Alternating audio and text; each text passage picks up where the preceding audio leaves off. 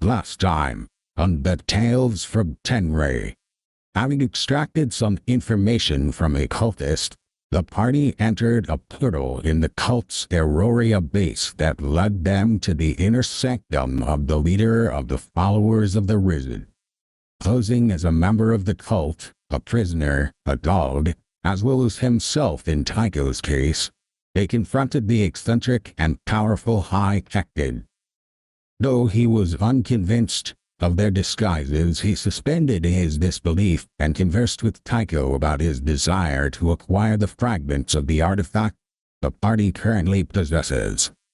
Disappointed that they were unwilling to part with them, exasperated that they didn't understand the power of the artifact they thought, and annoyed that they didn't respect his personal space, he dismissed them from his lair of undead creatures and mystical toads. The keen eye of observation of Furiosa and Tycho, however, gleaned some important information from a star chart as they were magicked away by the Tekton's powerful spell. The planet Vol in the Corporate Alliance and some unknown locations in the wilds seemed to be marked with something in the language of the worldsmiths. They theorized about this new information and its potential usefulness as they rode back to Juxum to reunite with Captain Briarfoot and Agent Hall on the freshly upgraded Celestial Skip.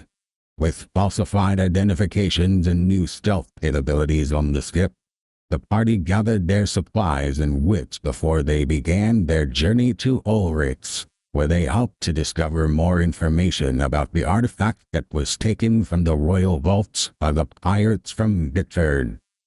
Will they be able to safely navigate the enemy presence around Olorix? What leads will their investigation there yield? How will they make their way through the tumults to retrieve the stolen artifact?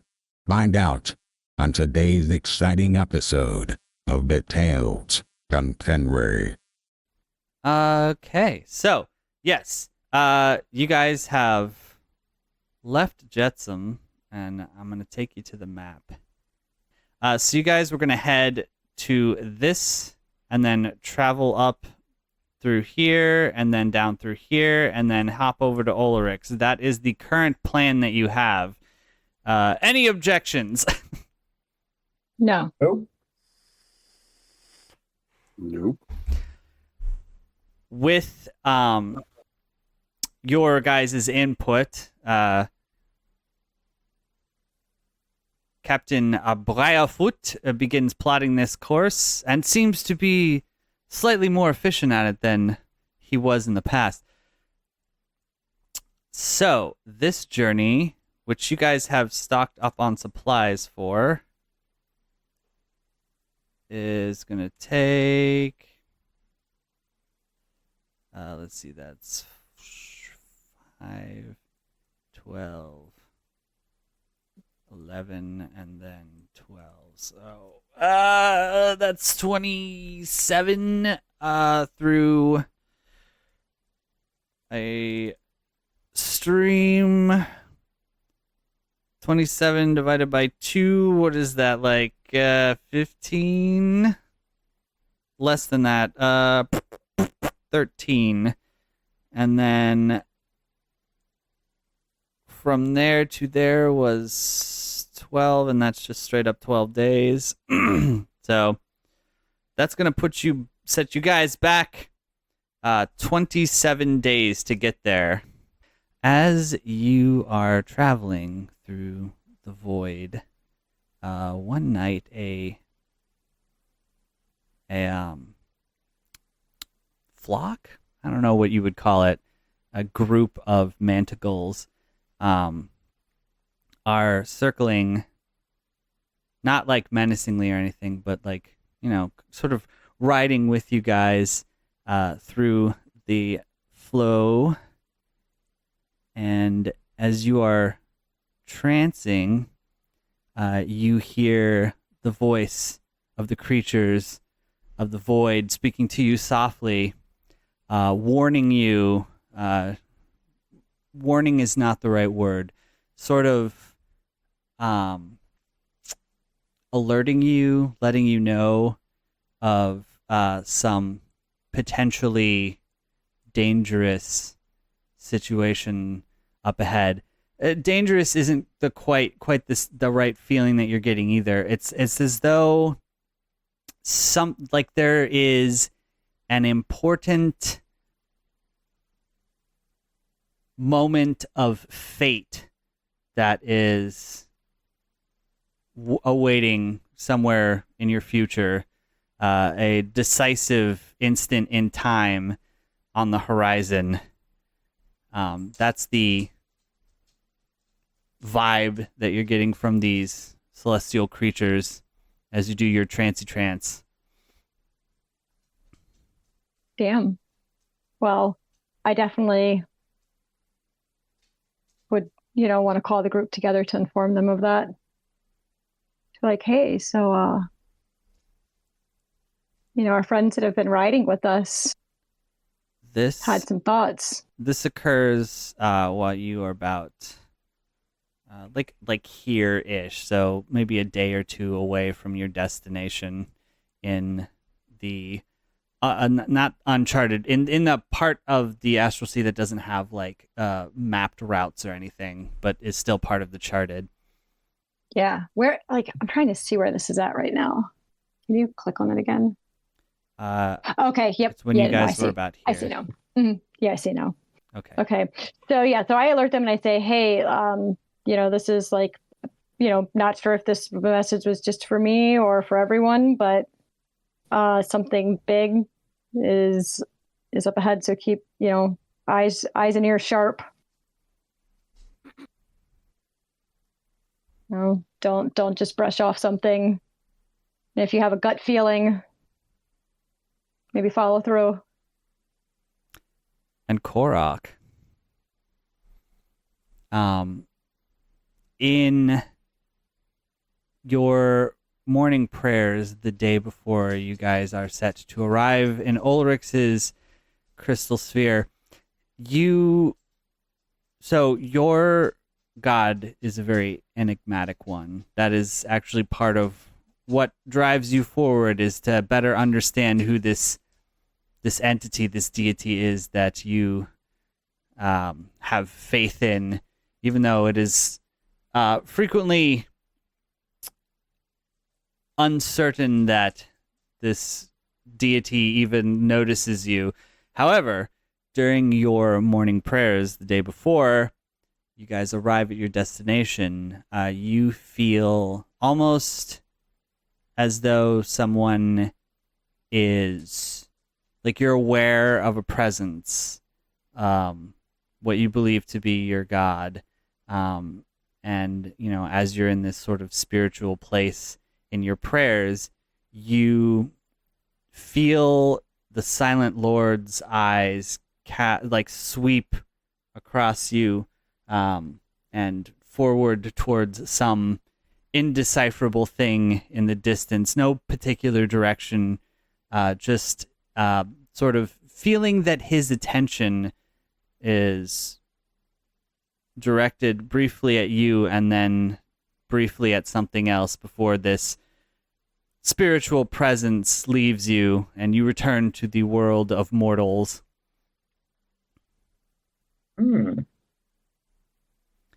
And the rest of you experience just your normal stuff. And with that, you have arrived. You are not quite inside, but you can see the edges of the astral sea in the crystalline separation between the sphere of Olorix and the charted at large. Right, so when you are sailing, there is a sort of change in, like, not the viscosity, but like the way that the ship drags in the water when it gets towards more shallow seas. The currents are less deep. There's less resistance or push. That's sort of the lurching, not lurching, but the increase in the decrease. The inertia doesn't change. That you feel, a resistance as the ship drops from where it can travel quickly to where it cannot, which is the space inside a crystal sphere. So it feels like a sensation that I guess you guys don't know, but I would describe as the way that a sailing ship getting into shallow waters feels. However, what makes this different from your normal experience with that is when you enter the sphere, and I will have you enter the sphere, where is it? There we go. Are met with thick sort of fog around the sphere, almost smog-like. Hopefully you guys can see what's going on that map, but there are, this music is way more intense than I intended it to be. Sorry about that.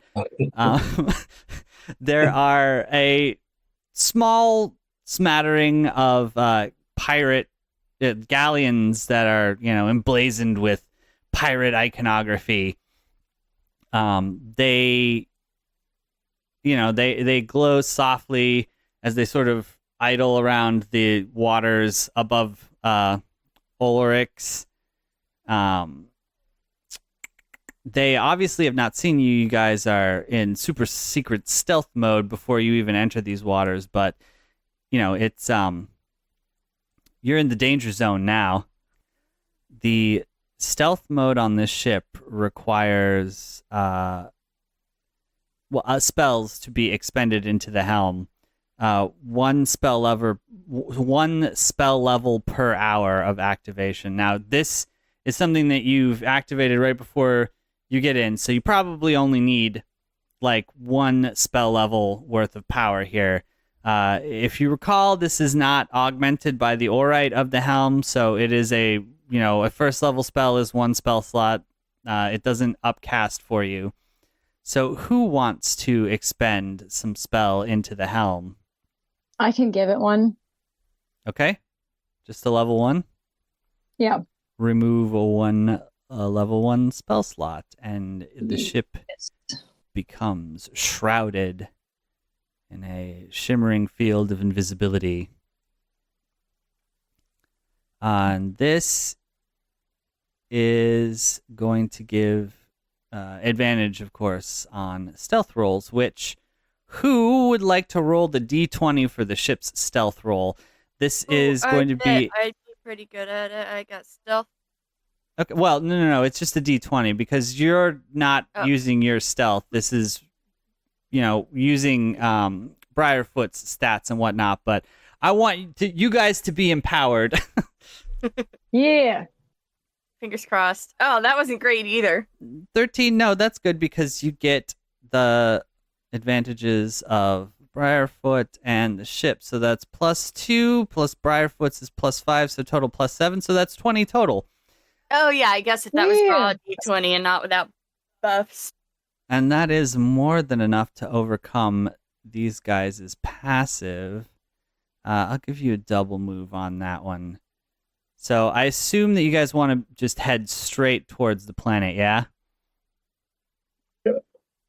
Yeah. Full steam ahead. So I will need another d20 with advantage roll. I think you, have Someone to else do it this time. Twice more. Nice. So that is a 22. Which, that's one more roll is needed, and then you guys will be able to land. Boom. Nice. Me. Nice. I'm feeling lucky. Well, I'm not even going to calculate the math, although it's 26. Yes, okay, that gets you to the point where you can, enter the atmosphere. You guys troll around the edges of the atmosphere a little bit until you find, two things. You're looking for a blind spot in, the field of vision for them, because it's invisibility is not gonna you'll be invisible, but there will still be the effects of you sailing a ship into the atmosphere visible, which I think with a 19 roll that it's probably not going to be a problem, but just to be safe, you guys are doing that. And the other reason is where you guys want to land. So it is my understanding that you guys are wanting to check out the Royal Vault. So Yes. do you want to be trying to land near the Capitol Palace? Yeah, not like right on top of it per se, because we don't want to like set off any alarms or whatever, but maybe close by, especially if there's a place that we could sleep nearby. Okay. Or maybe even halfway in between, something like that. Everybody can roll for me a survival. I'll give you advantage so that I don't have to roll for Briarfoot. Okay, so, quick survey of the planet here with the benefit of Briarfoot's increased navigational skills. It's fairly easy to see where the Capitol Palace is. Two reasons. One, there is there's a landed pirate galleon, on the palace proper, as well as like the, scars on the planet from where the pirates attacked initially. So obviously the palace itself, not a great idea, but you guys already thought of that. Instead, Tycho is able to, with his keen eyes and his knowledge of how the lands work, identify a village, what was probably the closest sort of in settlement, which is rather close to the palace, but not like so close that it's part of the capital city sort of thing. And you guys decide to set down there. It seems like the best course of action. Yeah. Yeah. Yes. Yeah. All right. As you guys are, coming in for the landing, this place, like, is very obviously sort of the refuge. The refugees are here. The village looks fairly crowded, to the point where like there are temporary tents set up. You can see as you're landing even that they've got more people than should be supported by a village, and many of them look like they've been here long enough to have their fancy dresses and whatnot that they were wearing when they fled the capital sullied from what may be weeks, possibly months of sort of shantytowning it. So as you set down, your the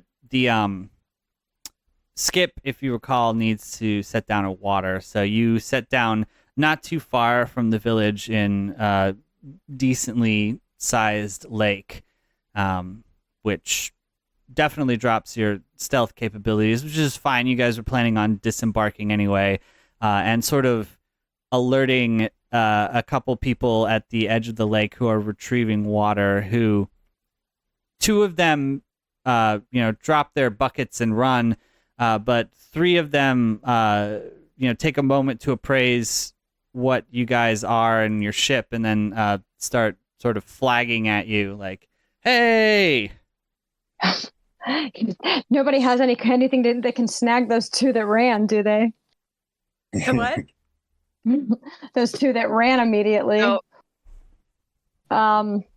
Yeah. So they're flagging us down. Yes. Like the ones that are kind of waving at us. Mm-hmm. So yeah, I kind of just wave back to them. I alert them. Well, not alert, but just kind of acknowledge them. How far away are we from them? Well, so you can't get too close to the shore because still a boat. Yeah. You guys, there. I mean, the skip does have like a small. A gangway? No, like, is it a dinghy? A small boat used for okay. traveling from the ship to the shore.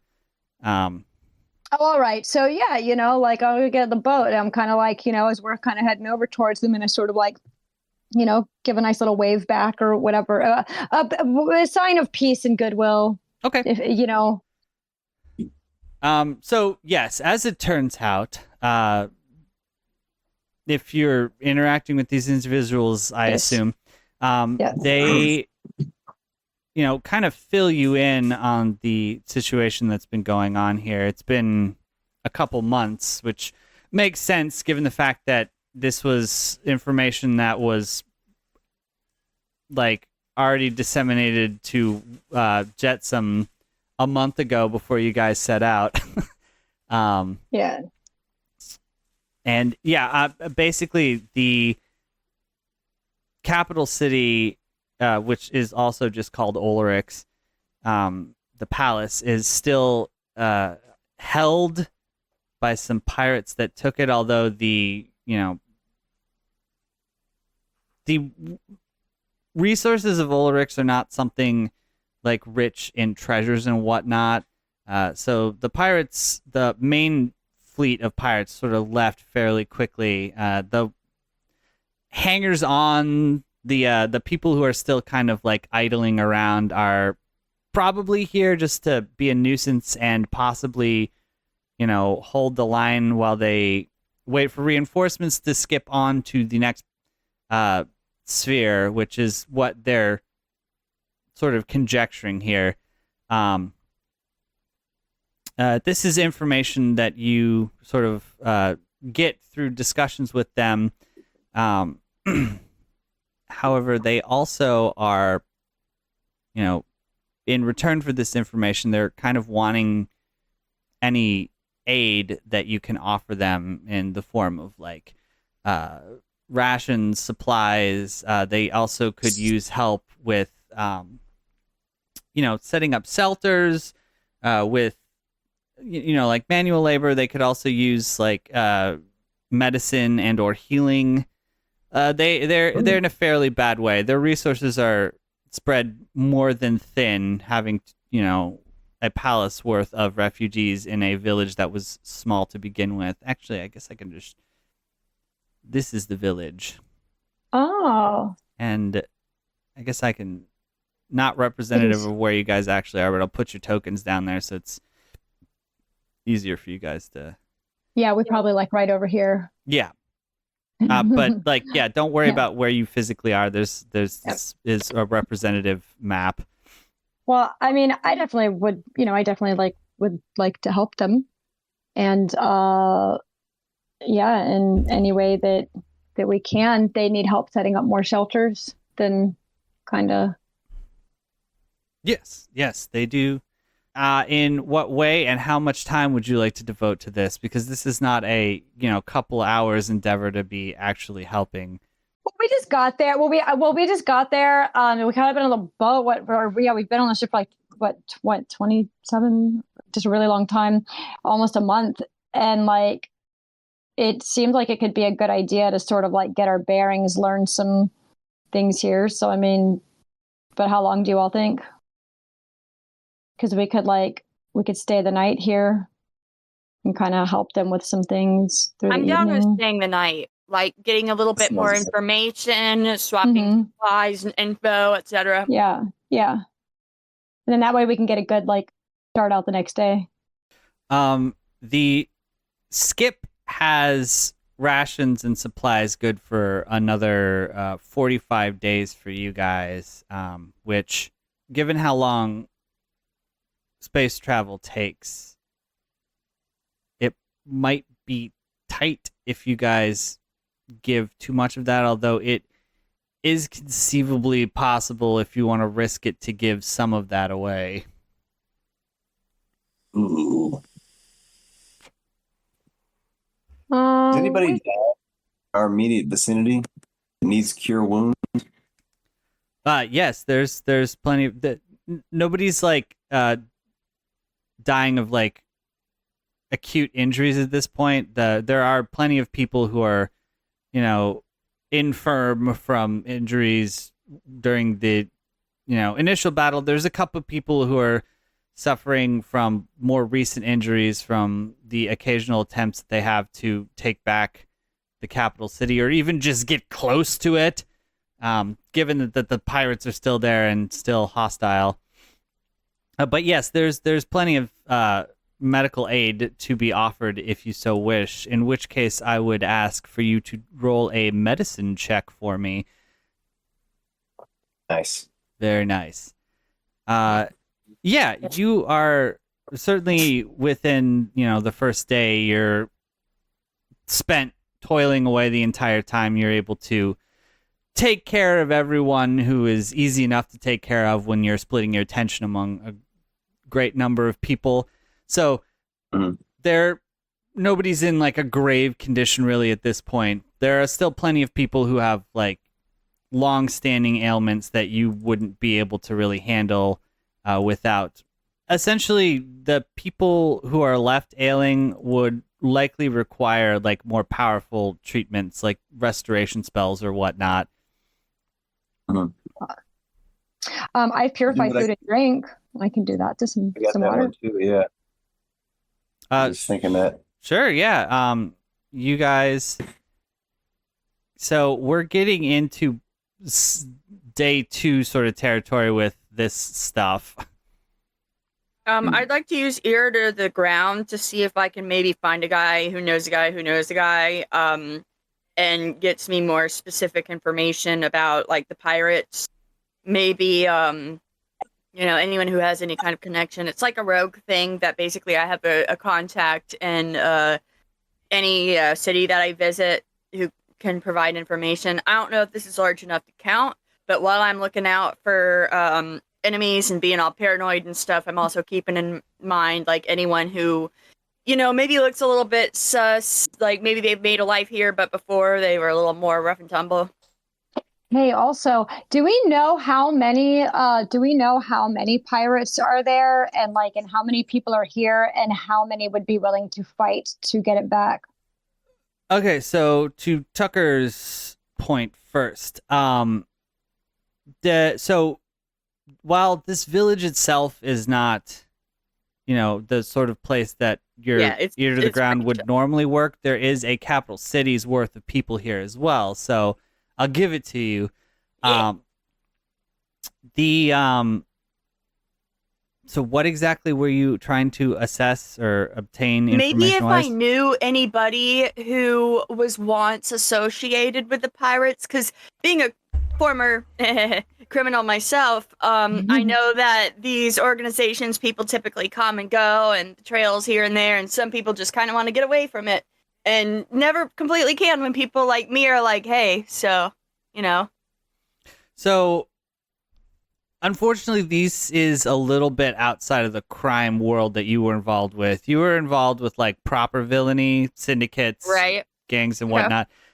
These are pirates. These are more lawless and rowdy, less organized crime, the random type. You were with the highly organized type. Yes, that's true. These guys are a hammer. You guys were a scalpel. So no, there aren't any real associates here. Is there a role associated with ear to ground? I assume that this is just sort of a passive ability you have. I think it's a passive thing. Yeah, that's what it looks like. It's urban bounty hunter. There isn't anyone like that you used to know, or anyone who knows anyone who you used to know running around this place, which makes a lot of sense. This is Durkenheim, not as integrated with the rest of the Charted as the other areas in Civ and Free Space. So no luck there. Now, what was your question, Furiosa, keeping in mind that you spent all of day 1 assisting? Yes. Well, yes. Like all of day 1 while assisting, it was my way of getting to know the townspeople to sort of take a measure of how many of them were able and willing to fight, and if they knew how many pirates there may be left holding the palace, and if anybody thinks that we could, take it back, help them take it back. In your dealings and talkings, essentially, no one is willing to risk an assault on the palace again, especially given that the only thing that has changed between the last time they tried it and now is the addition of a couple extra people who want to do it, and I got you. a few of them are slightly less wounded than they were before. But like, yeah, these people are malnourished and sleep deprived, suffering from exposure and whatnot. As far as how many, what the sort of like forces look like there, like how many pirates are left or whatever, less than initially, but enough that their prior attempts were rebuked fairly easily. So somewhere Okay. between a lot and a huge amount. But the last time anybody like ventured near that place was probably like about a month, maybe a little less ago. So there's might have possible changed. situation have changed. Yeah. Yeah, things may have changed a whole bunch. What are we looking at? Korak, Varaviel, and Tycho. What are you guys up to? I cast Mending on whoever needs it the most in the village. Okay.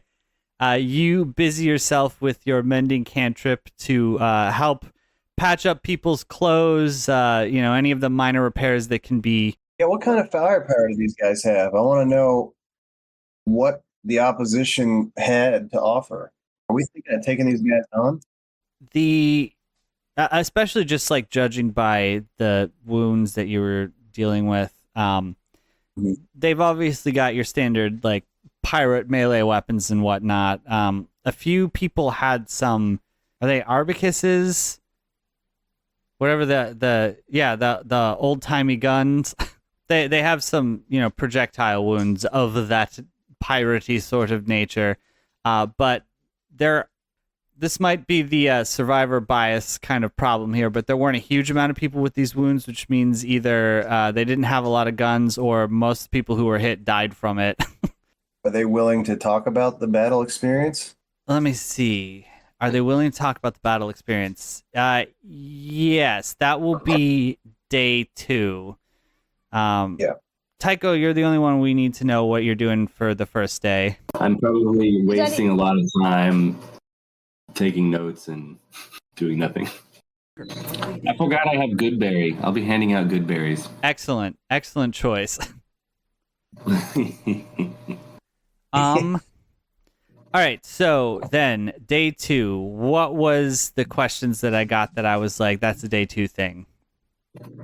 What the opposition was, or excuse me, how deadly this opposition was. How many died? A lot in the initial attack. The second attempt to take, only about like 10 or so people died because they retreated very quickly as soon as they got within like range of the enemy. What kind of force did the opposition have? Excuse me, what were they met with? Villagers? Is this 100-man, 200-man army? What? No, only like maybe 50 men at most went to try and take back. Are there animal-like things to talk to? The only like animals left around here are the ones that are not useful for consumption, and like the forest animals and stuff like that are not in this area due to the like heavy increase of human activity or whatever sentient creature activity. But if you want to be like venturing around in the nature, you can try and rustle up some native fauna to converse with. I was thinking in terms of getting a third-party perspective on what all is going down, but I don't think that sounds like it'd be useful. I mean, certainly the animals of this area would have been witness to many of these things, but you'd have to go like find one. All right, never mind. Scratch that idea. It doesn't sound like we can take on this force and be victorious with just the 6 of us. What do you guys think? Yeah, We're if we trying to can't get to take the a- armory. We're trying to get to the what? The armory, right? Or what was it? Royal Vault, rather? Well, yeah, it's like if we can't take them on completely, then we are going to have to sneak in for sure. Yep. That's what I was thinking. I was just looking at my stealth stat. Yeah, it's like one or the other. With your efforts to assist the townspeople over the course of 2 days, I'll let you guys roll this with advantage, but I want the lot of you to roll for me. Not persuasion. Let's just do straight charisma for everyone. Advantage. Just a charisma skill check. They love Korok and Tycho. It was the best Good. of rolls. It was the worst of rolls. I can see why they would like the. I see why they would like the two of them the most. I can also see why they wouldn't like me. All right, so we'll do the highest first. Tycho, as you're, tootling around handing out berries and offering tips to the people around how to like avoid exposure and like, take care of themselves a little better with what little they have to work with. One of the keepers, the grounds people charged with like the upkeep of like the palace's like infrastructure, mentions in your like conversions like, oh, how might we be getting into this place or whatever, mentions that he recalls back, and you have to understand this was 80 some odd years ago. My grandpappy helped sort of carve the facade that we put up over what he told me, what he rumored were some sort of secret passage in and out of the palace from long ago, long before we joined the greater charted community or anything. Way back before Spelljammers and all that fancy nonsense. There was, as he says it, there was this secret passage in and out that people used to, sneak out of the palace to see their mistresses and whatnot. But it was long ago it was sealed. The only reason that I bring it up is that I heard that on the other side of it there were some sort of say forbidden place or whatnot, place that people didn't want people getting into, which is why we put up that wall around it. But if you're looking for possible points of entry, that's the best I could tell for you, youngin. This man, half elf. I don't remember how old you are, Tycho, but he is technically your senior, even though I think you look older than him. Yeah, Tycho's a human, so yeah, yes. And where? So did he share where approximately we could find this sealed? Oh, the exit to it. Let me see. I'll tell you what. Talk to me again later tonight around night grub time, and I'll see if I can remember the specifics of that tale. But for now, I have to go help my wife do what we can to sort of make this day a little better. Take a good berry for the missus. Oh, why, thank you. I very much appreciate any little bit helps, And then Korok, as you are tending to, he wasn't the captain, but he's sort of the de facto captain of the palace guard at this point, since like literally. Not literally. Somewhere near 100 people above him in the hierarchy died to put him into the position that he is now. Not that position means much at this point in time, in this point in space, but this sort of young woman who has this position of power sort of placed unceremoniously on her shoulders, as you're treating, and she's sort of like talking back and forth with you about the forces and the adversity that they faced assaulting or trying to recapture the palace. She mentions that it wasn't. It didn't seem as though there were nearly as many people there during the last few weeks of scouting. Now she's not a veteran, she's not super well versed in this stuff, but if she had to hazard a guess, she thinks that there aren't the amount of people there can't be too many. Given that there's nothing left in the palace, there's really no reason for them to be holding it anymore. So whoever's there, it's got to be like a skeleton crew or stragglers or something. But it's still, they're still well armed and well rested and well fed, that they don't want to risk another chance at it, especially if it turns out that there are more people than she guesses. But if she's sort of hazarding a guess that maybe a ship's crew worth, which would put it somewhere between 30, 35 tops. We can take them. That's a lot. 10 people for each of us. 5 people rather. Oh my. Boy. I mean, she also says that, they're pirates. They're not necessarily the smartest cookies. If we had anyone with this sort of talent, we might have tried, to sort of con our way in or whatnot, but none of us have, any ears prick up at that. None of us have any sort of skill set or knowledge of how to even do any of that. And, what's left of my men are far too prideful to attempt to pretend to be pirates. This was our home. They took our home.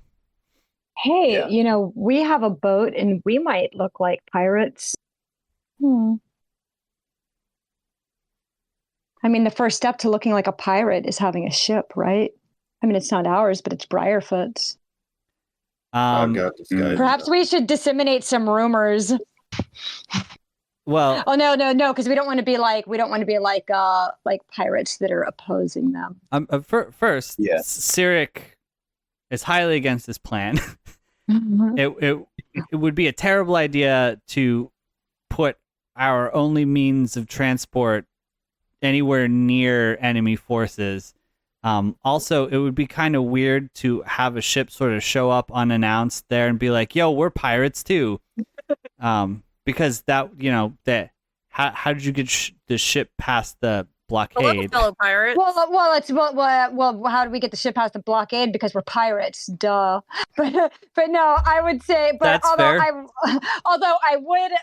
say I wouldn't necessarily be coming rolling in as if oh yeah, we're the pirates, we're here to relieve you. We're on the same side, totally. But it's kind of more of if we were to get caught breaking in.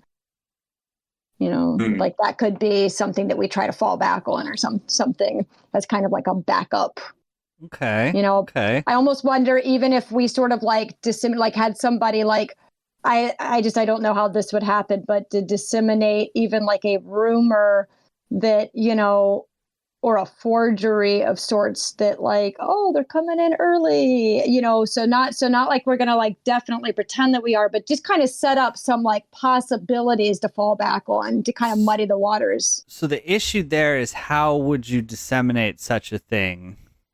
Yeah. I mean, I could say that Lynx, while he was trying to find his own contacts and stuff, was also sort of dropping some. You could disseminate it among these villagers. They don't have any contact with the pirates. Yeah.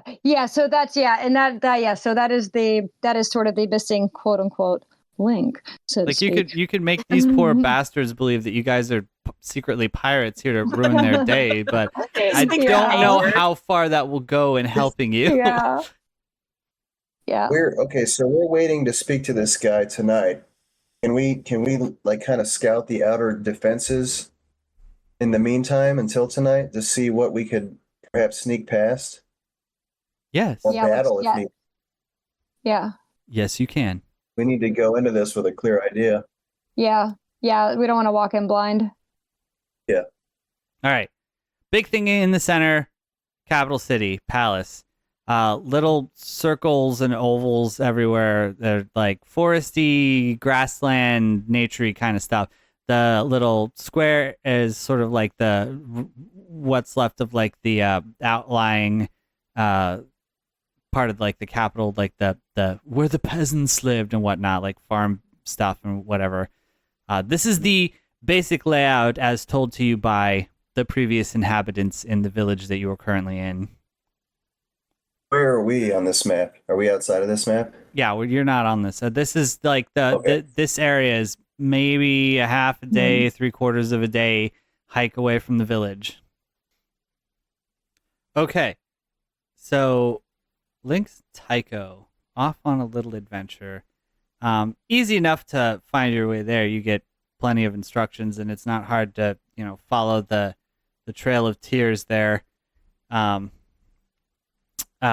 yeah, you get to within eye shot of this place. You can see it. You're not where we would consider on this not the scale sort of map yet. You see it in the distance. So what's the sort of direction do you want to try and approach from? It is now like this would be like not quite dusk yet, but the sun is hanging low. Is there anything nearby that I could like maybe scale to get a more of a bird's eye view? Like, is there a clock tower or water tower or? No. I'm guessing so. The palace is like the highest thing that we can. Yes, it's made to be like defensible. Also, this is not a clock tower, water tower sort of situation here. This is like maybe a tree sort of situation. Gotcha. But certainly tree. You could climb a tree. I can climb a tree. Are we just in like we're scout mode? We're just checking shit out? Yeah. Okay.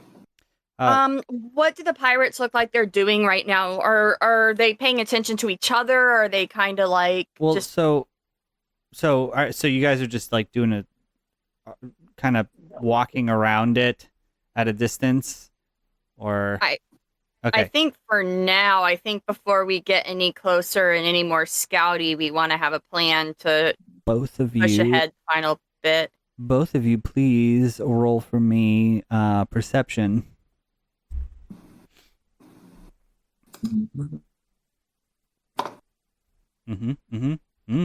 Interesting. Man, I'm not rolling well today. Interesting. All right. Oh. So here's what you see on your glance around. Nothing really. You can't see over the walls. You don't see like pirates patrolling the battlements or anything like that. The only real indication that there's anything going on in there is that there's I guess it's smoke, like clear signs of usage of like fireplace or whatever coming from the palace. And obviously the front gates are closed and got the portcullis, I guess, I don't know, and the big doors are all shut on the front. That is your What did the cursory man sweep. tell us at night? Right. So we will flash back to you guys at village. Right. So I don't want to draw like another map for this, but basically what you got going on there is in the side of a hill, not too far from here, but a good distance away from the palace. And again, I don't know this for sure. This is just hearsay. When I was looking back over what my pappy told me, they said that in the side of a hill behind a special kind of tree with a special kind of insignia, there was a special kind of door that opened a special kind of way that led to a special kind of tunnel that lets you in a special kind of entrance. But that's all I know. I can tell you roundabout where, this hill should be, but unfortunately I can't point you any more specific than that. That's amazing though. That's great information. Let's have it. Somebody give this man a good berry. Yeah. As you relay this information over the gossip stone, Tycho's like, I left some on a table. Go grab one. This is a small sack of good berries. Right. Okay. The village, in relation to where the palace is, the village is to the sort of mostly to the east, but a bit to the south. The direction that this elderly gentleman indicates to you where this special kind of hill is to the northwest of the village, which would put it kind of, again, mostly east, but a little bit north of the palace, but not towards the palace at all. This is sort of village here, hill up here, palace like way over here. Wait. The hill is to the northeast of the village. I'll draw a picture. Hang on. There. Does that Nice.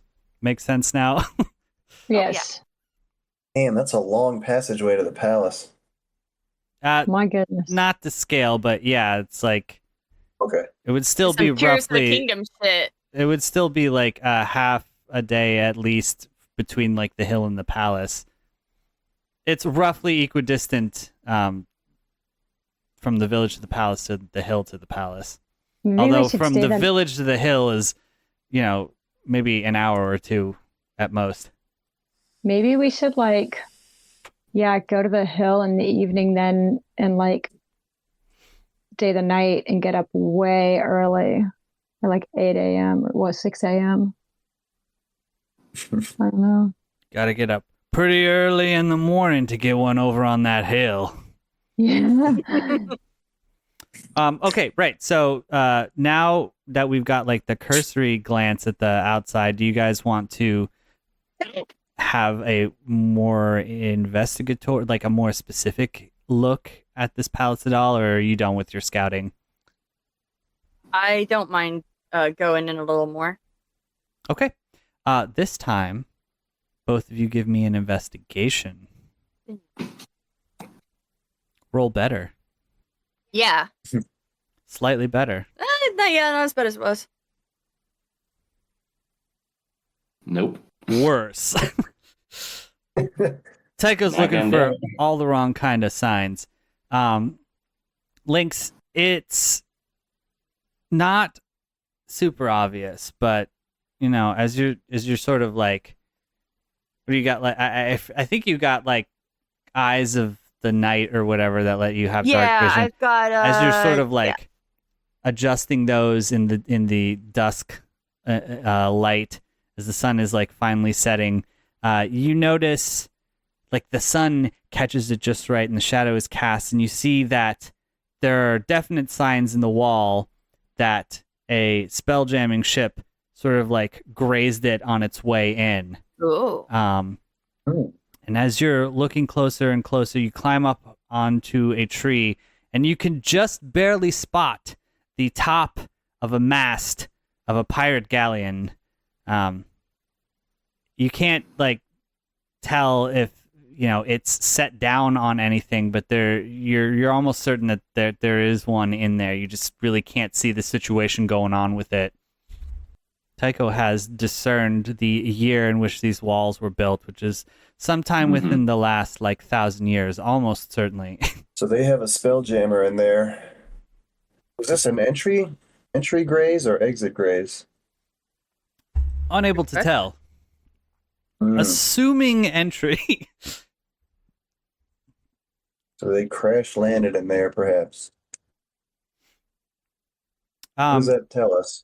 Lynx, with your knowledge of how these scallywags operate, they almost certainly broadsided this place with their ship weapons on their way in, and then sort of just invited themselves in with that ship, probably more than just one, when they initially took this place, but that's just going off of what you have like observed in the past or heard about even. All right, it sounds like Time to go to the hill. scouting party is all set to pack up and head back. I think we've discerned what we can discern. No. Sounds good to me. All right. We. So the party reconvening and then heading to the hill. Is that what's up? Yeah. Sounds good. All right. So, Tycho, you have to pass through a forest on the way to the hill. There's just no choice. Now is the time if you want to bend the ear of a creature of the forest if you wish. Sure, I'll do that. All right. What are you asking and what is to to what? What kind of creatures are there? Is it like, so the thing is, I was reading the spell. It looks like the limitations are the intelligence of the creature. Yes. And so what's the most intelligent looking creature there? Find the fox. Go ahead and roll me survival just to see what intelligent creatures you can spot. Toads. Ah, shit. I love toads. The wizened mud toads of Olorix. In fact, you find a very intelligent looking one sitting atop a toadstool, sort of, blinking one eye and then the other as it stares at you approaching. All right. What wisdom do you ask of the toad? I will put on my best toad accent. I want to ask the toad, what is the deal with these pirates? Oh, also, how long have you lived here, Toad?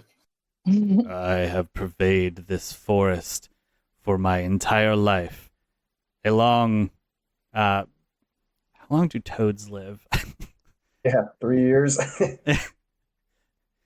I have seen many hundreds of moons. So yeah, he's probably like near the end of his toad lifespan. He's an old toad. He is an old toad. He's wizened. A wizened toad. I do not understand what pirates are, but if you mean the loud booms in the sky, I can tell you that those came Tell me. nearly one toad year ago. Okay, so I only know that the stars shone bright and fire streaked across the sky, scaring my prey and disturbing my children. I ate 3 of them since there was no prey around. It was a feast, but it saddened me. God, that's fucking weird. Very. All right. Be careful who you speak to. Is this Toad? Toad, do you know of?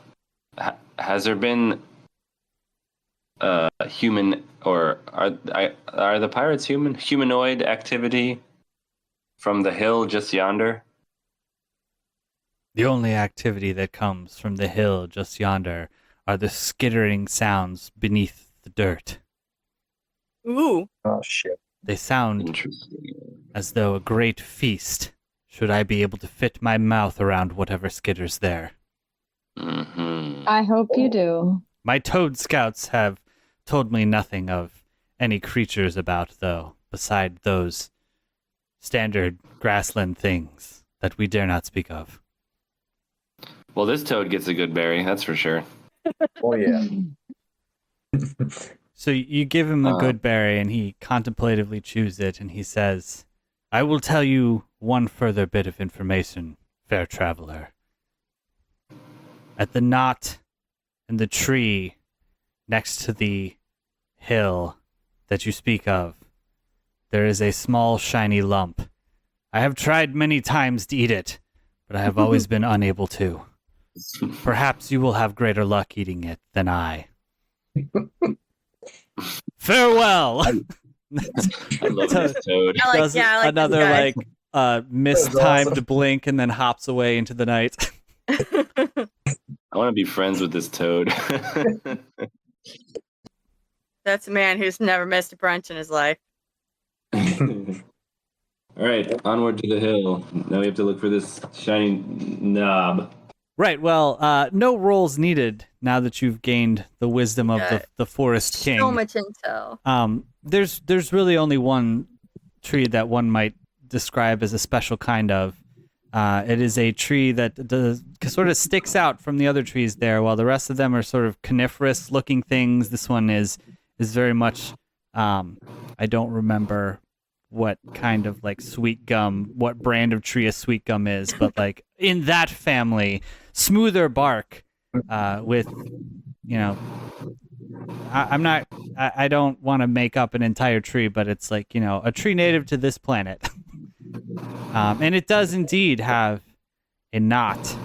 Inside this knot is a little hollow, and inside that hollow, there's a small sort of doorknobby thing, but like you have to like use just your 2 fingers to twist it. But in twisting, the hillside sort of rolls back a bit to reveal the entrance to some sort of cave-like structure. The cave is dark and long and has some very stale, damp air. You get a slight foreboding sense looking into it. Dare you enter? Oh, I dare. Hold on. Should we ask the amulet of foretelling? Ooh. Oh, perhaps. What do we want to ask it about this thing? It gives vague responses. We need a yes or no question. Oh, can we get safe passage through this tunnel into the palace? Oh, I like it. That's exactly what we're going to ask it. All right, Korok, you hold the amulet tightly in your hand and whisper your question to it. As you open your hand, this takes a minute, by the way. As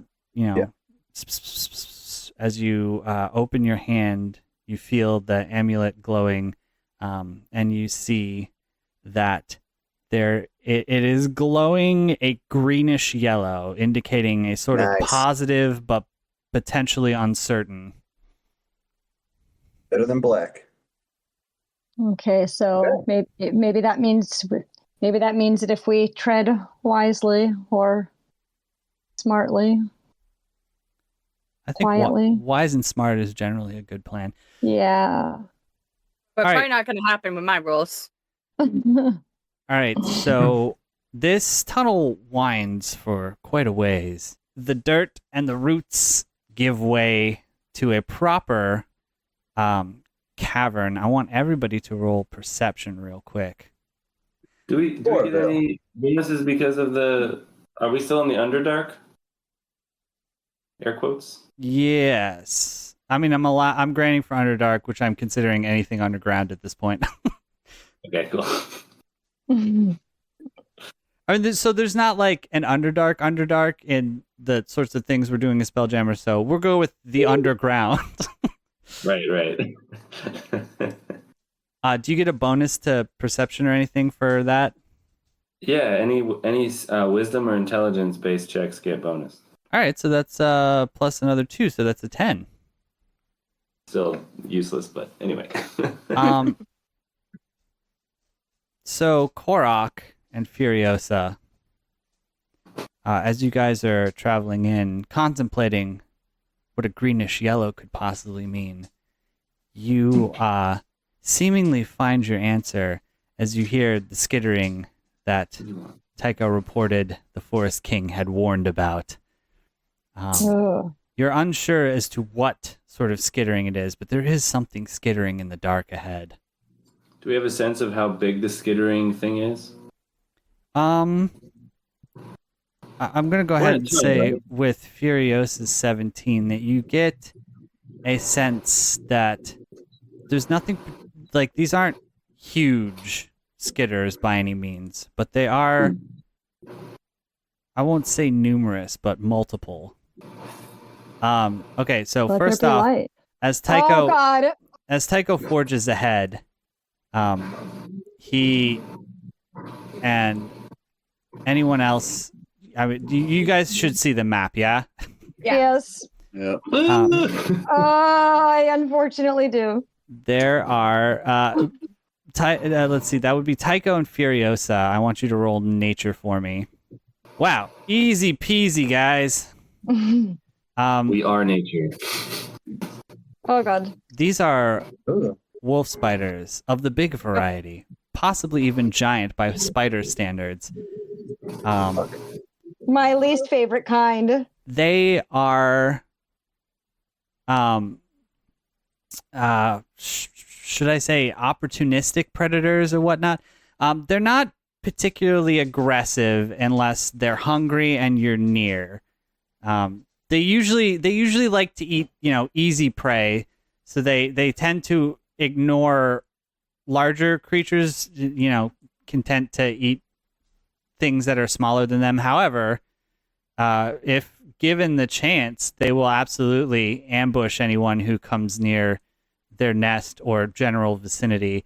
You can tell that they're sort of like lurking in places that might otherwise be hidden, but your keen senses have spotted a few of them. There are undoubtedly more. We fight one, we should take the carcass back and give it to the Forest King for a snack.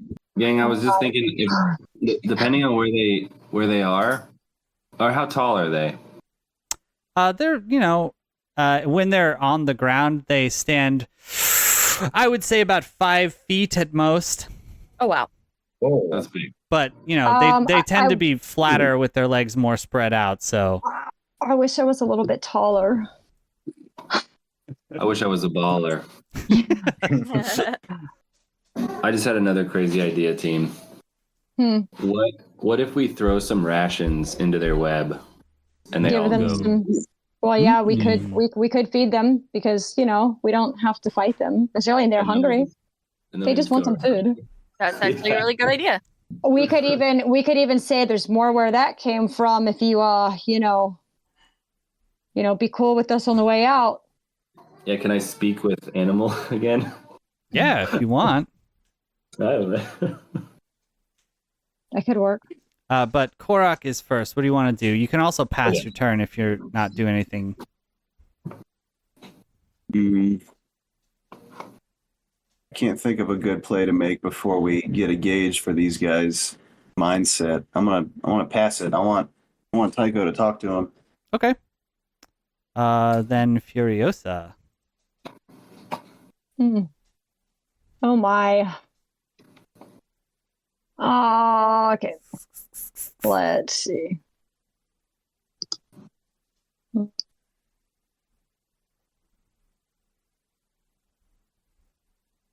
Okay. Guess I'm just kind of, getting a look around here.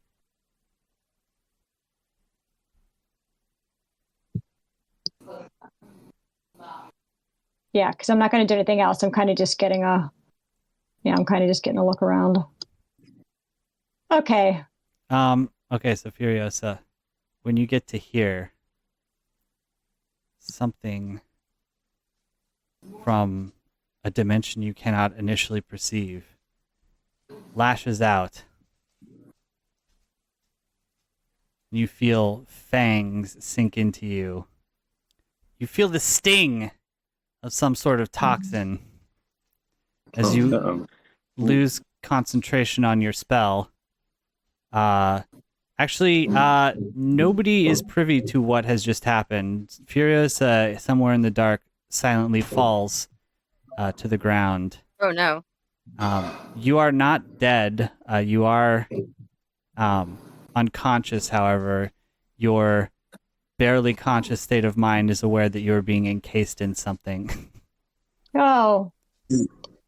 Damn. But I'm like paralyzed or whatever?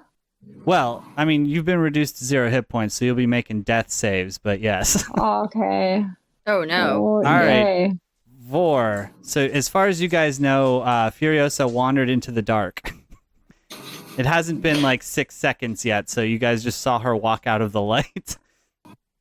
When you get to there, Voraviel, you can see Furiosa being spun into a cocoon by a creature, which I'll show you guys now. Oh, that looks fun. By a spunky phase spider. Oh no, not phase spiders. So I guess I'll announce that to the rest of the group, and then head on over there. Yo, we got a ethereal jaunt problem. Hate those. I guess I'm gonna try and hurt it with things. Okay. Okay. Sounds like a plan. All right. Hit it with a candy maid. Yeah, we'll try this. Finally a good roll. Wow, nice. Your chaos bolt impacts the spider, which lets out a shriek. You can hear other spiders nearby sort of like respond by, well, they it's not their turn to move yet, but they sort of like recoil away. The spider zips away out of your line of sight. Furiosa is only half cocooned, but in a bad way on the floor, although she's not currently in the jaws of a spider, so that's good. Can I give Furiosa like cola? That you don't have enough actions to do the cola, right, yeah. but you can stabilize her if you roll a medicine check. Oh, okay. I'm just gonna do that then. Oh, great! I'm so good at medicine. You don't even know where to begin with spider poison. Solid people are a mystery to you still. Where's the goo? All right. So that is Raviel's turn. It is the crazy giant wolf spider. It skitters behind some rocks in fear. A spider descends from the ceiling onto you, Voraviel. Oh no! Damn. Sinking its pincers into your gelatin. Oh, my goo! It's precious. But yes, that just happened, and then we'll have Shalim play. We can have him play this game. What do you guys think? Should Johnny come out? Should he be doing some damage? Yes. Or Oh, Absolutely. I mean, yes, he definitely should come out. well, I feel I can't do his voice real well. I feel like now might be the appropriate time to unleash some arcane damage. He does give the spider a bit of a spook, impacting the ceiling that it is clinging to as it drops down to the floor. Yes, that was a warning shot. Lynx. Yeah. Okay. You stabilize Furiosa at 1 hit point. And we're gonna assume like pulling the spider webs off of her as you do. Oh yeah. Thank you. All right. All right, unless you have movement or bonus, that's gonna be your turn. Bonus to go back into sneak for cunning action. Okay. Okay, so the those of you I think well, okay, Tycho and Korok can see it. This spider up here, the one that fell down from the ceiling after it almost got hit by an eldritch blast, seems to, like, it's got a bunch of eyes, but it's sort of like focuses on the torch for a bit and then skitters away as though it is afeared of it. And then it is Tycho's turn. Well. How the turns have tabled. Well, I'm gonna move. Let's see, where can I move? How many feet? 30. 30, okay. Let me start. I go in this direction. Oh god, there's spiders everywhere.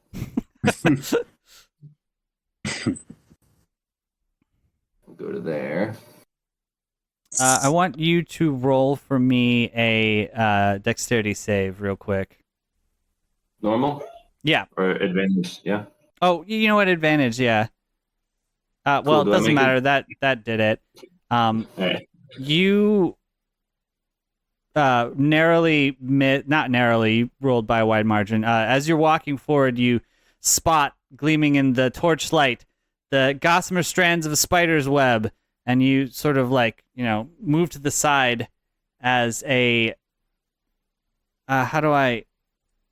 as a spider that was in said web becomes visible to you as it attempts to flee the light. Guys, I think we just gotta kill these spiders at this point. Yep.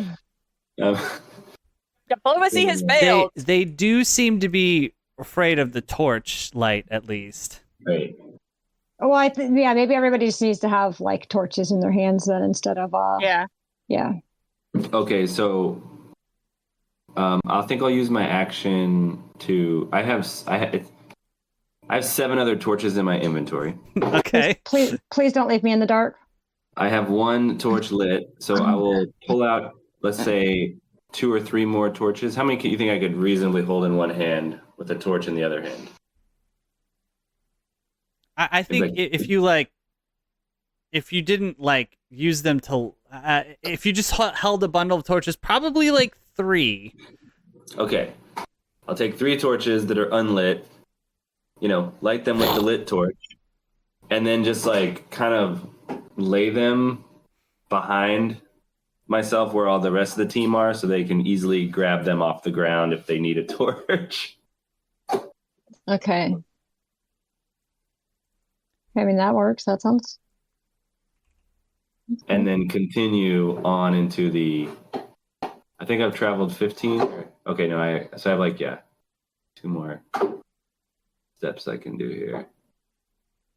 Just to kind of. There's 3 torches on that little square there. And I'll just clear the path here because I see there's more spiders.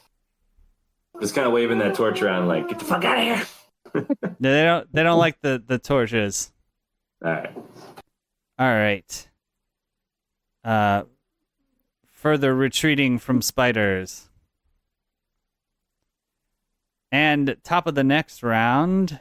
Top of the round to you goes to the turbulent wolf spider.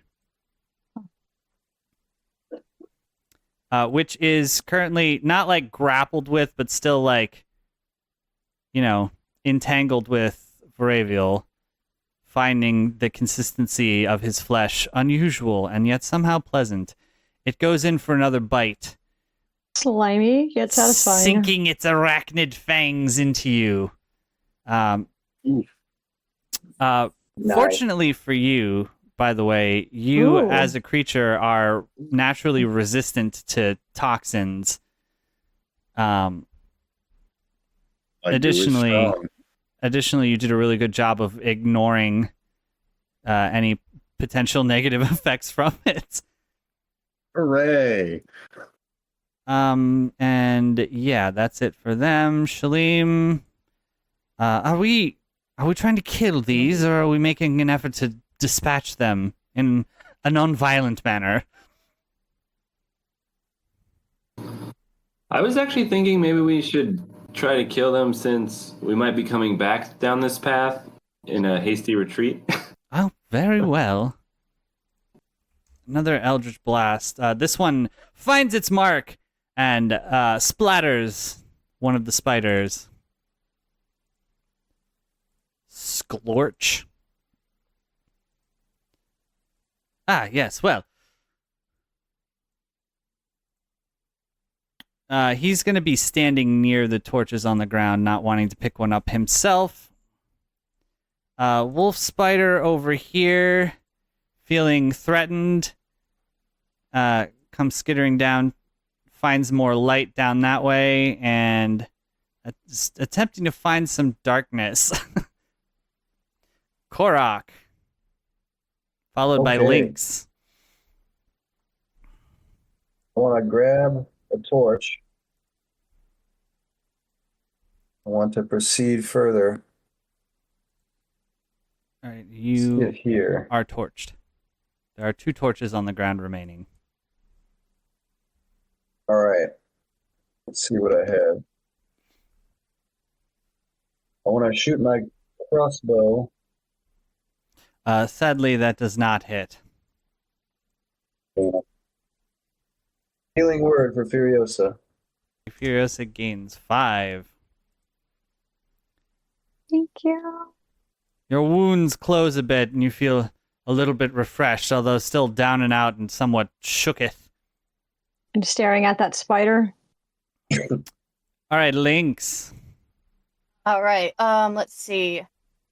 I don't know where the torches were put down. Here. It's where that box was. Okay.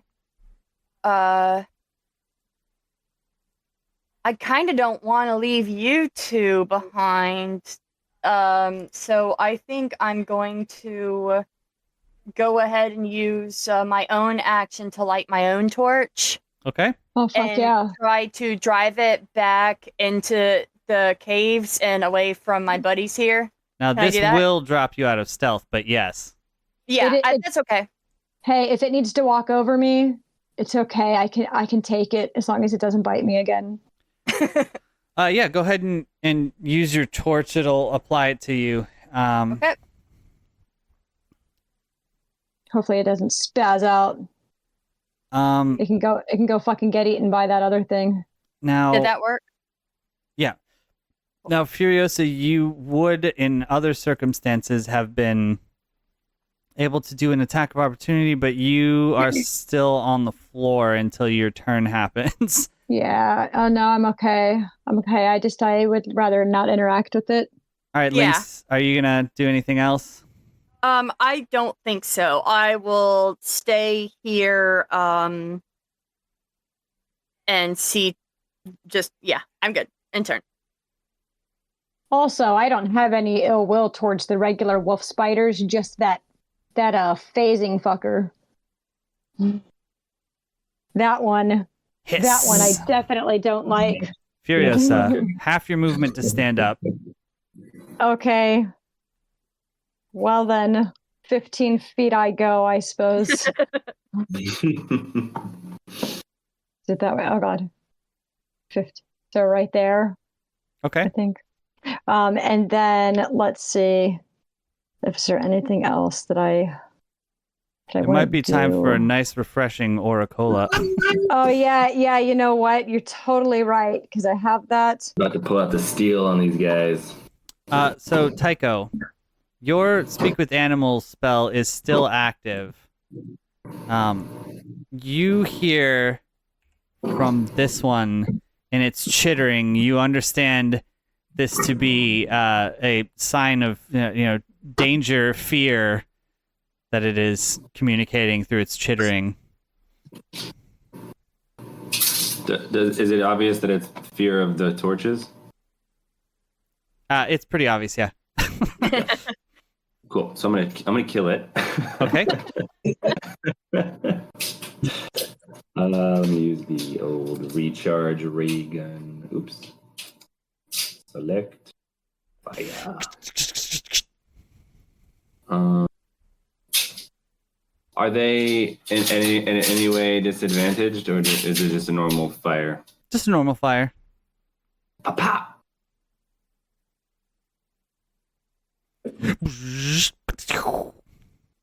How many attack actions? If I'm just standing there shooting at stuff, how many times do I get to shoot? Just the one. Okay, cool.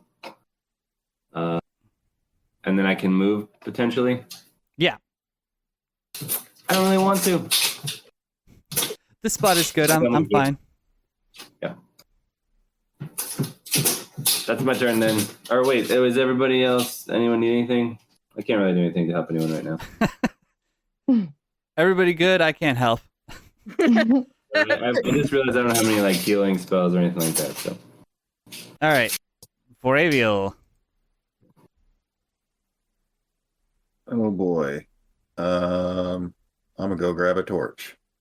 All right. You grab a torch, and you now are torched. There is 1 torch on the ground remaining. Anything further, my lord? I believe that's it, unless I can cast something else. Probably not. Okay. I think I'm good then. Okay. That will be Careless Spider, who has to make another save because he's in the acid stream. The acid eats away at his carapace, and he curls up and dies, and then dissolves. Another spider, seeing that this is not a situation that it can flee from, lunges out. I'm not going to be mean and attack Shalim, so I'm going to be mean and attack Korak, who has a torch. Never mind. Let's forget that tactic. He retreats. Oh God. Tycho, fuck. from out of the nothing, there's a bright flash of like ethereal smoke as the phase spider appears before you and attempts to do away with you. It sinks its fangs into you, and you take what was that, like 13 damage?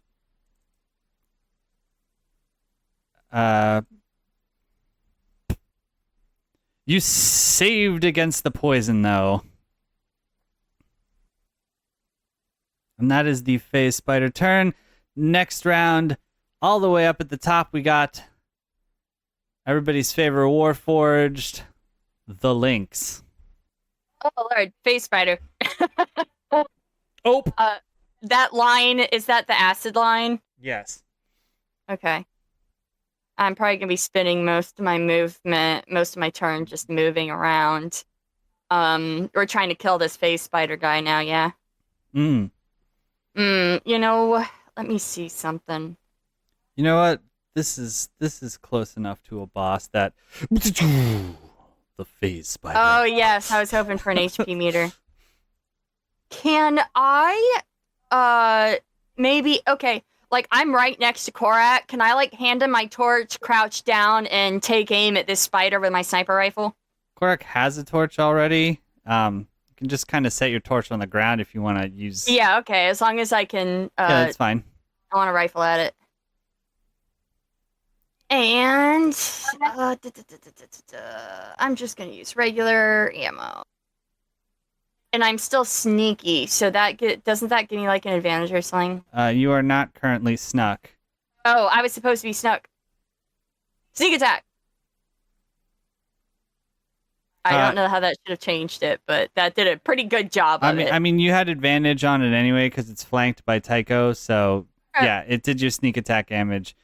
Tycho, in front of you, the phase spider suddenly has a hole ripped in its carapace. Its backside spurting out green fluid.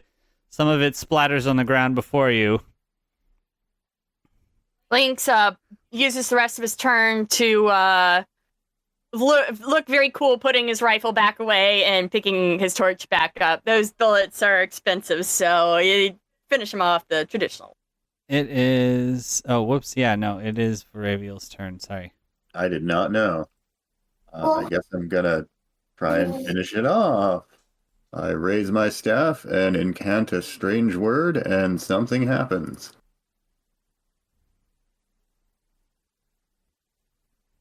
Oh, holy shit. A dolorous bell. The toll of the dead fills the air. The spider feels the pull of the grave, but resists.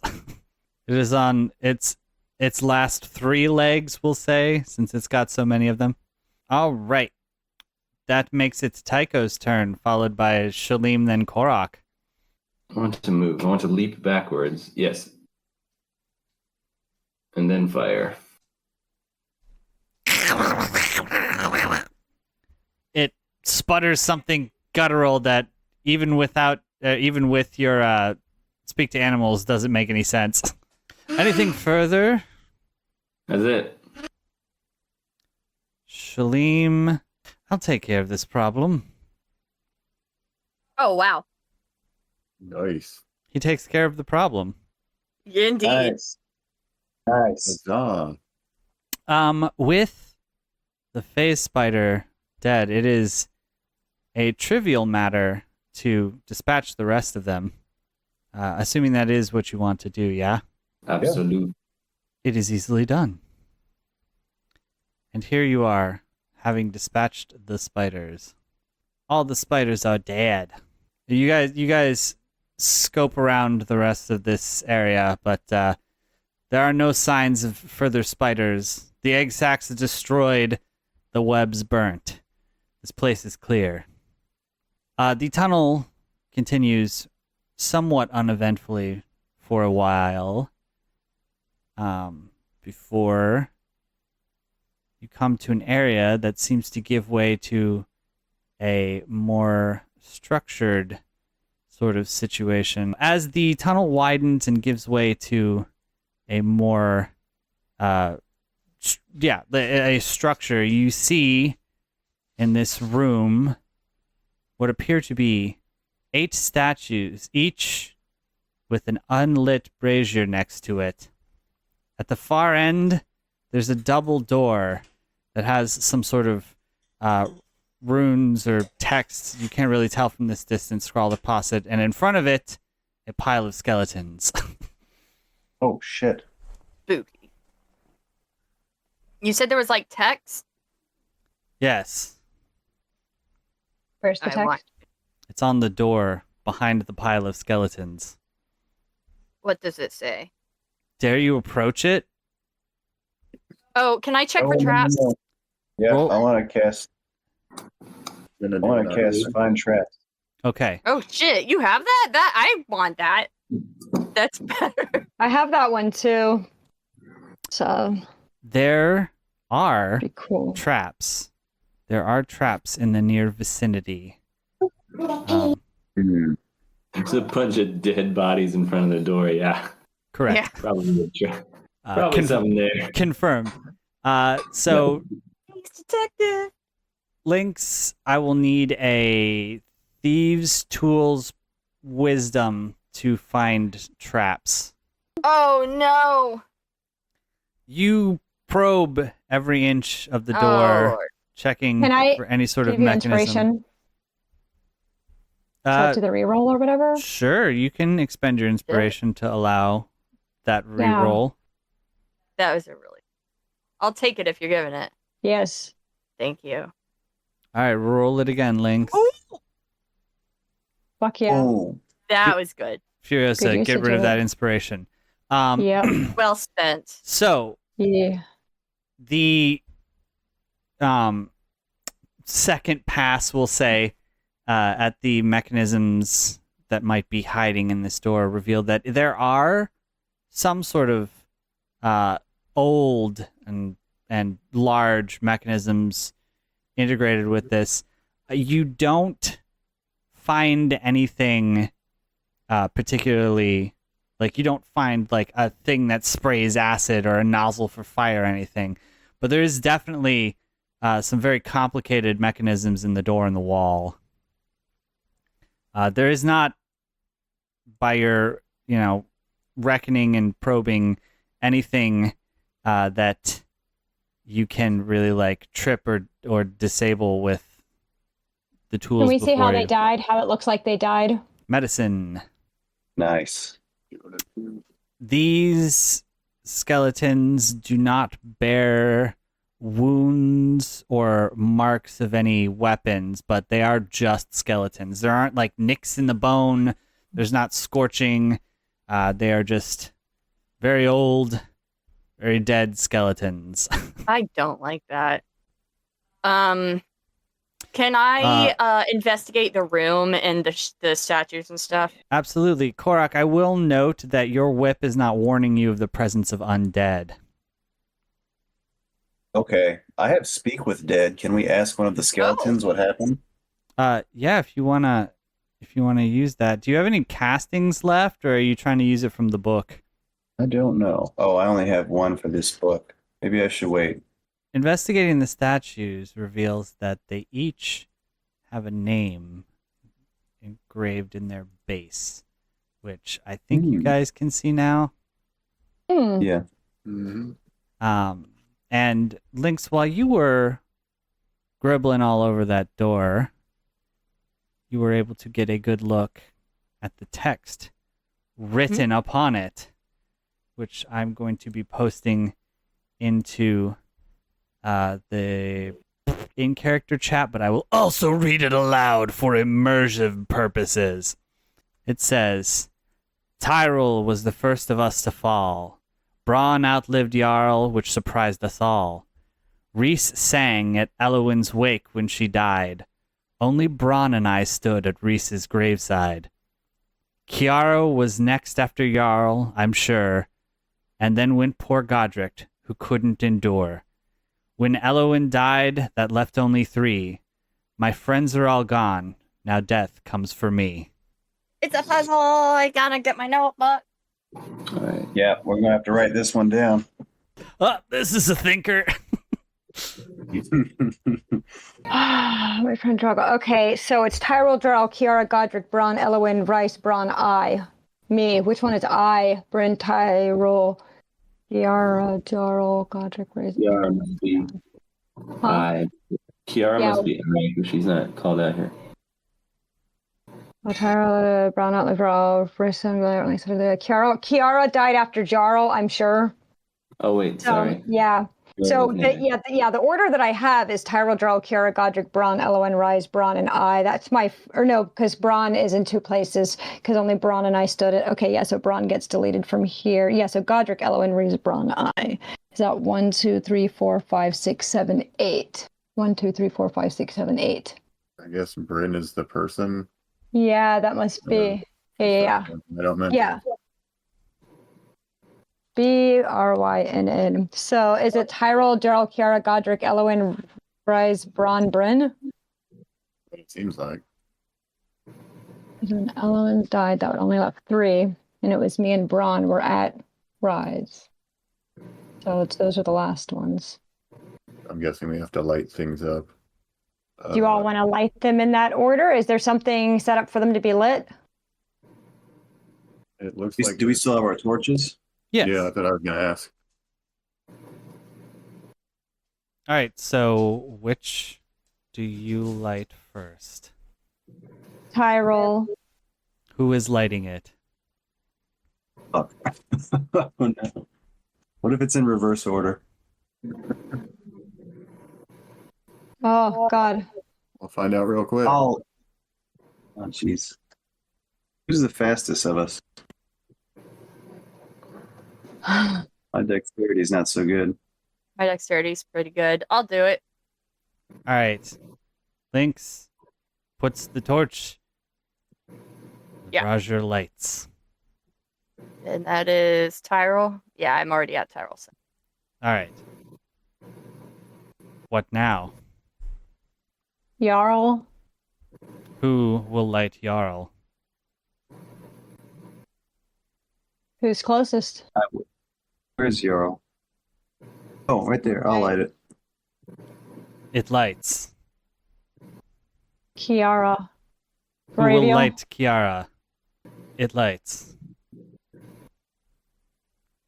And Godric. Who will light? Korok? Warrock. Roger. Yep. It lights.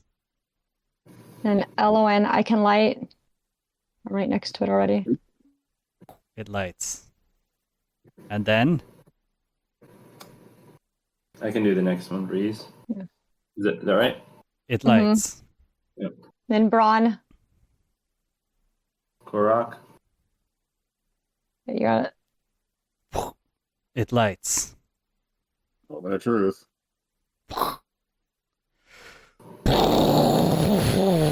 The flames burn bright for a moment and then extinguish as there's a rush of air throughout this place. It does not affect the lighting dramatically since you all have light sources on you, but it would have been really dramatic if you didn't. It seems as though you have answered correctly, and the doors slide open, revealing a wall that, an old man told you about rapidly crumbling as the passageway opens itself. We did it! Yay! That was awesome. Woo. Right, so you are more or less in the clear for a while. This is obviously like the lower forgotten halls of this place. As you guys, sneak around corners and check before you, you don't see or hear any activity really. I want everyone to roll perception. My rolls are all over the place today. I mean, that is the nature of dice. Um, Dice so nice. You wish you rolled it twice. you I'd roll it guys, twice. you guys are able to, with the occasional like putting your hand out and kind of pushing Korok back a little bit, able to navigate the hallways without being seen. By your count, there's only like maybe 8 or 9 people wandering the halls here. They don't seem to be like patrolling or anything. They certainly seem self-assured that there's no one skulking about. So it is trivial to make your way towards the vault, which you do in decent time. As you close the door behind you from the hallway, you find yourselves at the entrance of the vault. You smell the acrid, though like only light at this point, smell of antimony and gunpowder. Sounds like they smells like maybe they have their guns in here. Korok, you see blast marks, the remains of a large vault door, and the unfortunate pirate that seemed to have been caught in the blast. This door that lies partially destroyed on the ground seems as though it was a very large, ornate, intricate door that undoubtedly held some very clever, very difficult puzzle, but has long since been rendered useless by the brute force explosives of the invading pirates. The dead pirate there upon the ground seems to not have been... It seems to have been sort of ignored by the rest of his compatriots as they step through the vault. You do not hear or perceive any sort of life beyond this blasted open door. A tricorn hat? What? Oh. Hey, you know what? I know just the person for that tricorn hat. Lynx, I got one for you. As the rest of you, enter this vault, it is ransacked. The only things that are really left are there isn't much left in here. Just like rubble of like pots and crates and shit that were broken open. Some remains of like glass sculptures or whatnot that were broken open to obtain their contents. There is no coinage left except for the coins that were on the dead pirate. Everybody who is checking around this vault, roll investigation. As you guys are investigating the rubble and the refuse, there isn't much of interest here. There are 3 items that stand out. Tycho, who is the only one who spotted them. The first that catches your eye is a strange cylinder that contains a faint spark of electricity. It seems, upon a glance, that it would fit nicely into your recharged ray gun. Ooh. Guess we better try it out. So I'll tell you what that does in a second, but it powers up your ray gun. The second item appears to be a bag of holding with some caveats. This bag has seen better days. It's obviously been handled very roughly and not particularly well cared for, as it is tattered and patched poorly. It seems that the previous owner used it to store some sort of arts and crafts supplies, since everything that comes into or is comes out of it or is put into it becomes covered in glitter and smells faintly of paste and wax. Fortunately, the enchantment on it seems to have held, at least somewhat. While it weighs considerably less than a normal bag of holding, 5 pounds instead of 15, it can only hold 100 pounds of weight, as compared to the 500 of a normal bag. It is roughly 1 foot in diameter when fully opened and appears to be about 2 feet deep. Retrieving an item from the bag requires an action. If the bag is overloaded, pierced, or torn, it is ruptured and is destroyed, and its contents are scattered in the astral plane. If the bag is turned inside out, its contents spill forth unharmed, along with a seemingly endless amount of fine glitter. The bag must be put right side in before it can be used again. Creatures cannot enter the bag. The container somehow resists attempts made to do so. Placing a bag of holding inside an extra-dimensional space created by a handy haversack, portable hole, or similar item instantly destroys both items in a cloud of glitter, but does not have any further effects. You could use this like pocket sand, like the glitter. Cha-cha-cha. It is possible. I've added the used bag of holding to your inventory. The third item, we'll do this and then I'll cover your ray gun.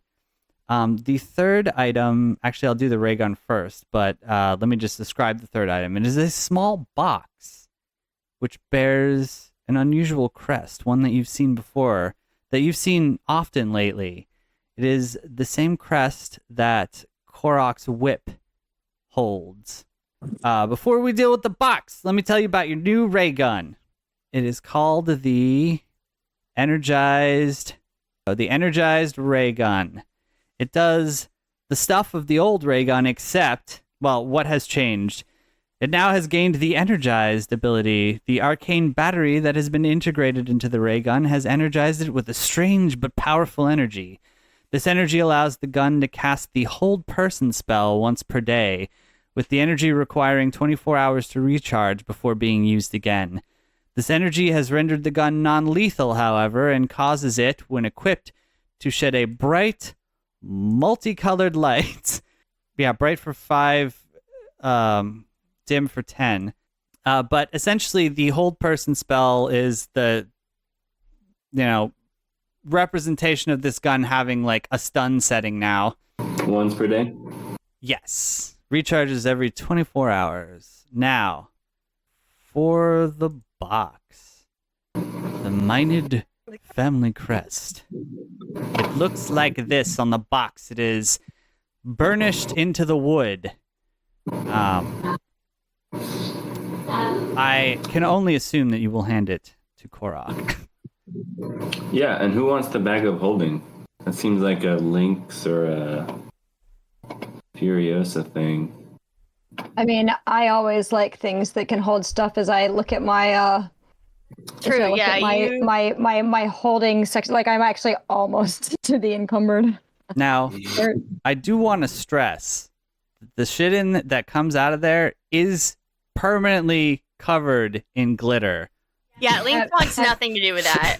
Every single thing. It's not like fully bedazzled, but there's always some amount of glitter on it from that point forward. You don't have a high enough spell level. I'm okay with that because I can use it to store like dynamite and shit, and Okay, Korok, you recall that moment that you had on the ship. The image of the Silent Lord fills your head again. The rest of you see Korok sort of like tilt back, not like go into a trance or anything, but he tilts back as though he's seeing something that the rest of you cannot. As he does so, the crest on the box becomes like embers. It doesn't quite ignite, but the burnishing seems as though it has been freshly branded. The box flips open, and there's a bright light that fills the room, blinding most of you, except for Korok. Korok, you see before you the image of your god, the Silent Lord. Oh, that's awesome. It Oh, looks man. really, really cool. Badass. His somewhat impartial, his apathetic gaze seems to, as he's always appeared to you before in the rare instances that he has, he's never really looked at you. He's looked through you, beyond you, near you, but never at you. In this instance, he does, for the first time, look at you and holds out his hand. In it, there are 3 metal rings, one of gold, one of silver, and one of copper. It seems as though he is asking you to choose. The gold ring shines with a warm heat and light and gives you the impression that it is some sort of offensive aspect to it. The silver exudes a cool and calming energy and feels as though it might be useful in a variety of situations. The copper glows faintly with a soothing aura and feels as though it offers you respite and comfort. Which will you choose? Copper. You choose the copper. You reach out and grab the copper ring.